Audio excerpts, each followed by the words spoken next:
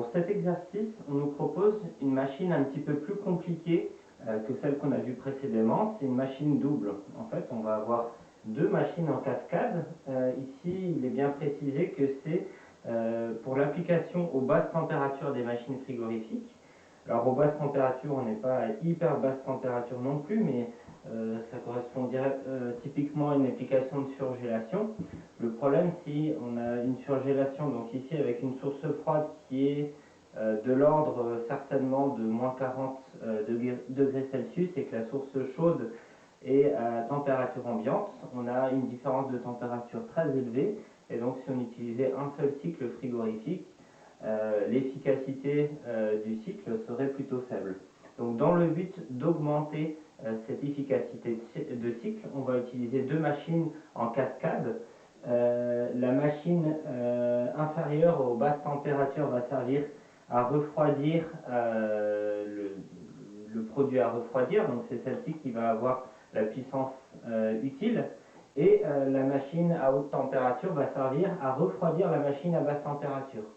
Et donc on va avoir au centre de cette machine un élément qu'on va appeler l'évapocondenseur, c'est un échangeur de chaleur qui va servir d'évaporateur pour le cycle haute température et de condenseur pour le cycle à basse température. Alors on vous dit qu'on utilise comme fluide frigorigène le CO2 et l'ammoniac. Avec l'ammoniac pour le cycle à haute température et le CO2 pour le cycle à basse température.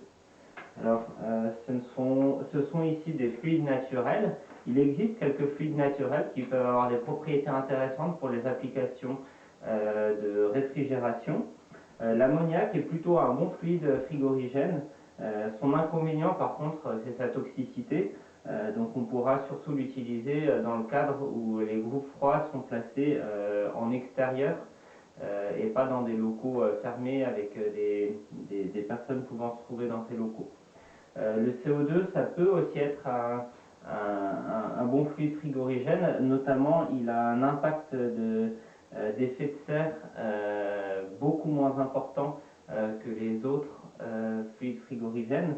Un de ses soucis, c'est d'être à plutôt haute pression, et donc il faut avoir un design d'installation qui permet d'avoir une pression plutôt importante, et donc des canalisations avec des parois assez épaisse, et il est plutôt approprié pour les applications aux basses températures, sinon on va se retrouver très proche du point critique, voire parfois avec des cycles transcritiques, c'est-à-dire la condensation qui se fait sans changement de phase au-dessus du point critique dans certaines applications. Mais ce n'est pas le cas ici, étant donné qu'on l'utilise uniquement aux basses températures.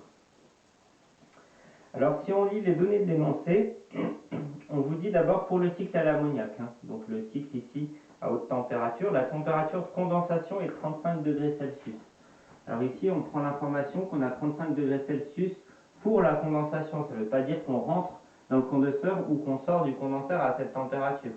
Généralement on rentre à une température bien plus élevée à cause de la surchauffe de sortie compresseur, et si jamais on a un sous-refroidissement, on aura aussi une température plus basse que la température de condensation en sortie de condenseur. Donc on peut noter 35 degrés, mais c'est celle qui correspondra à la température à laquelle se fait la condensation. Quand on donne une température de changement de phase, il faut tout de suite penser en termes de pression. Si on vous dit que la condensation se fait à 35 degrés Celsius, ça veut dire que la pression à laquelle se trouve le fluide, c'est la pression de saturation qui correspond à cette température.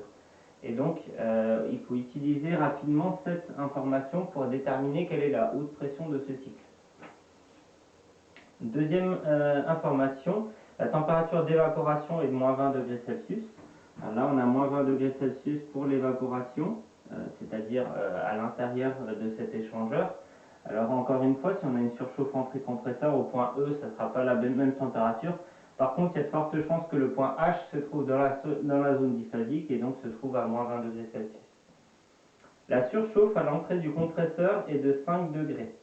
Alors attention, quand on vous parle de surchauffe, c'est bien une différence de température, ce n'est pas une température absolue. On ne vous dit pas que la température au point E est de 5 degrés Celsius, mais qu'elle est de 5 degrés au-dessus de la température de saturation, c'est-à-dire de la température d'évaporation. Ici, l'information qu'on vous dit, c'est que le point E a une température de moins 15 degrés Celsius. Ensuite, le sous-refroidissement à la sortie du condenseur est de 5 degrés Celsius. Ici, on vous parle du point G, sortie condenseur, et on vous dit qu'on va refroidir le liquide une fois qu'il est complètement liquéfié à 5 degrés en dessous de la température de saturation. Encore une fois, c'est un delta T, le sous-refroidissement. Et donc, on va avoir 30 degrés Celsius pour le point G. Enfin, le rendement isentropique du compresseur, qui a une compression adiabatique, mais donc irréversible, est de 0,85. Donc ici, le rendement is de ce compresseur est 0,85. Ensuite, pour le cycle dioxyde de carbone, la température d'évaporation est de moins 50 degrés Celsius. Donc on a moins 50 degrés Celsius ici, ça permet d'avoir la basse pression de ce cycle. L'écart de température entre la température d'évaporation de l'ammoniac et celle de condensation du CO2 est de 5 degrés Celsius. Là, on vous dit qu'on a un pincement de 5 degrés entre les deux fluides au sein de cet échangeur. Et donc, il y a 5 degrés de différence entre les moins 20 degrés de la température d'évaporation de l'ammoniac et la température de condensation du CO2. Alors, pour savoir dans quel sens on a cette différence de température, il faut se poser la question dans quel sens a lieu le transfert thermique.